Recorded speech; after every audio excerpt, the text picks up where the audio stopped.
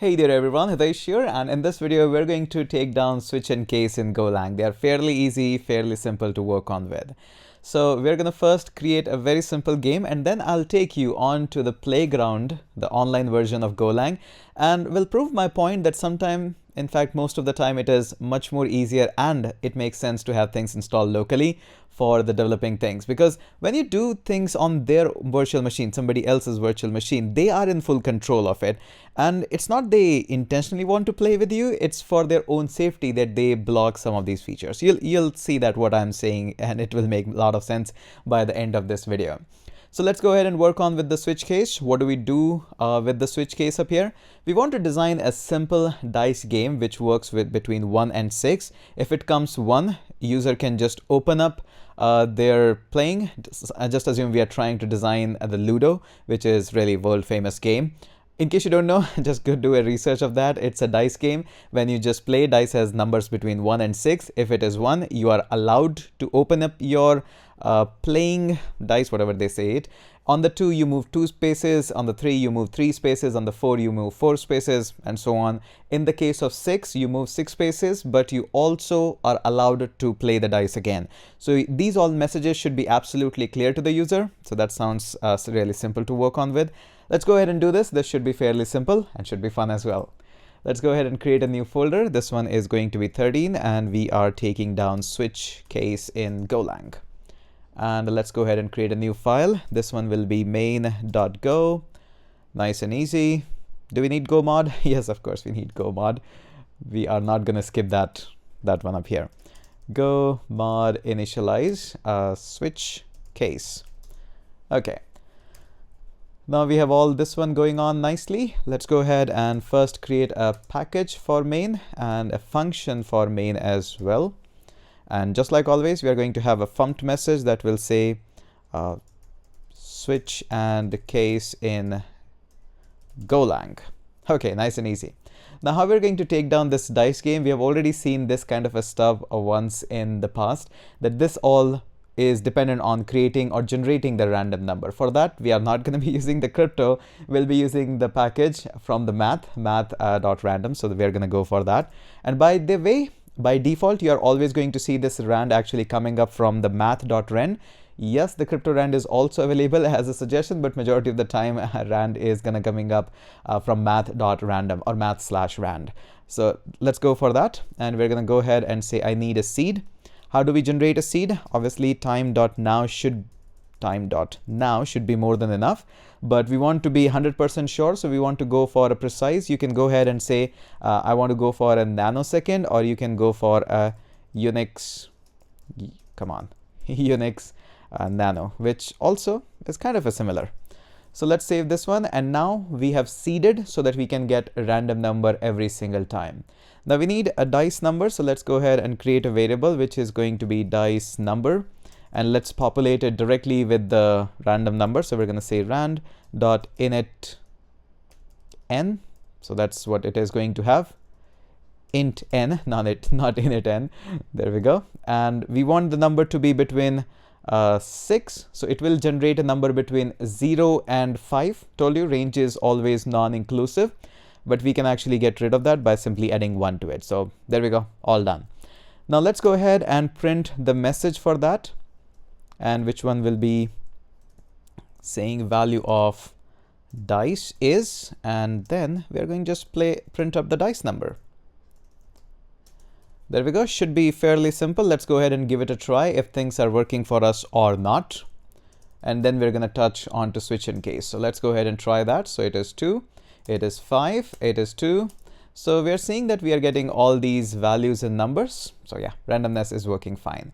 Now let's go ahead and work on with the switch and case. They are like ridiculously simple and super easy to work on with. No surprises there.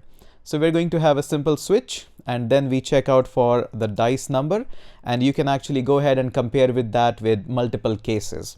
So we're going to have a case for 1. It's not case number 1, it is case comparing with that. In case you are having string, then you compare it with something like this, like I'm checking for my name or something. So this is how you compare the cases. Okay, so I'm checking whether the case is having the dice number value is 1.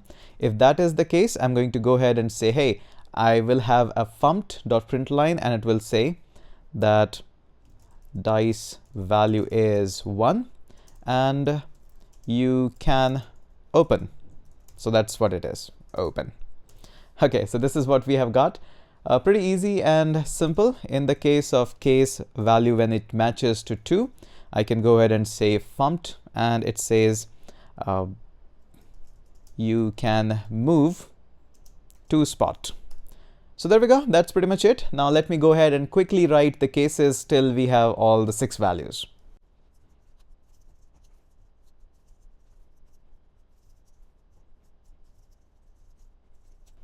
Okay, so we got all the values up here set. So if the number is going to come up 1, it says 1, you can open 2 spot, 3 spot, 4 spot, 5 spot, and on the 6th spot, you can move to 6 spot and you can roll the dice again. Now this is all. This take care of all the cases, and it is expected that we are not going to be generating anything else than the 6. But yeah, maybe in case you are not very comfortable in leaving any other case alone, so you can go ahead and say default, which will handle rest of all the cases, just like all the other languages. And we have no idea what that is, so we're going to just ask the user that what was that, with an exclamation, of course. So this is all basics of it. This is how it goes on. Let's go ahead and try to run this one up here. And we run this. It says 1, dice value is 1, and you can open. That is a fantastic advantage that we got on the 1. Then we got 2, we got 6. Numbers are rolling good for us. Maybe we should hit the Vegas. Okay, so this is all nice. But in case you might have noticed, in case you're coming up from some of the early languages, we don't have automatic fall through happening up. But maybe there is a requirement you want that once you hit the case, all the cases needs to go through and run after that. Then you have to explicitly go ahead and mention fall through in all these cases. You have to go through with that. So remember, when you put up these fall through, it can create some of these statements. It says some errors. Fall through statement out of place. So why? My bad. It needs to do something. So there we go. You have to explicitly mention these fall through every single place. Maybe you want to fall through once somebody hits 3. You also want to run the 3. You also want to run the 4. So that's what it's going to happen. Let's go ahead and put up one more fall through and see if we can catch this kind of a syntax. Let's go ahead and run this. If we are lucky, not lucky here. And 6, nope. 5, no, we need to hit the 3. Let's go ahead and see when we actually get a 3. And we got it up here. So it says dice value is 4. So in case of 4, obviously we will print 4, and we'll fall through in the case of 5 as well. So 5's got printed up. So we can see that as soon as we hit the 4, we got the value of 4. But obviously, since fall through was mentioned, we also get the case of 5 as well being printed. So that's basics of it. There is nothing too much, but here is a surprise that I want to show you up here. So we have seen that the program is working fine. We are getting all these random values. Even fall throughs are working fine. Now, what I want to do is I want to just go ahead and copy all of this and want to move to the browser and want to go to the web page, which is go.dev, and want to move into the playground. So this is, maybe you're using playground to play all of these codes and probably to learn that as well. Let's select and print this up. Exact same code that we have been working on. It is working fine, but go ahead and try to run this program. And you are going to see that we got 3 and 3, 4, 5. Okay, nice. We got, run this again. We again got 3, probably coincidence. And it all runs 3, 4, 5 as we have printed fall through there. And we try it again. Okay, 3 times 3. That should be really lucky. 3 should be our really lucky number. But you're going to realize eventually that 3 is always the lucky number in this case, and you're always going to get the same value. No matter where you run or how you run this, this is going to be this one. Again, we have actually manually got this random value set to the time.now and stuff. No matter what you do, this is always going to fool you around with the same exact value. Now, this is not something that programmers want to tease you. No, they are not. It is something with their own precaution that some values are hard-coded there in these virtual machines.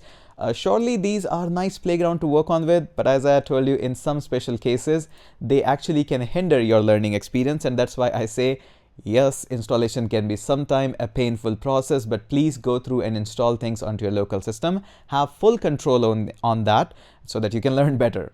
Let's go ahead and catch up in the next video.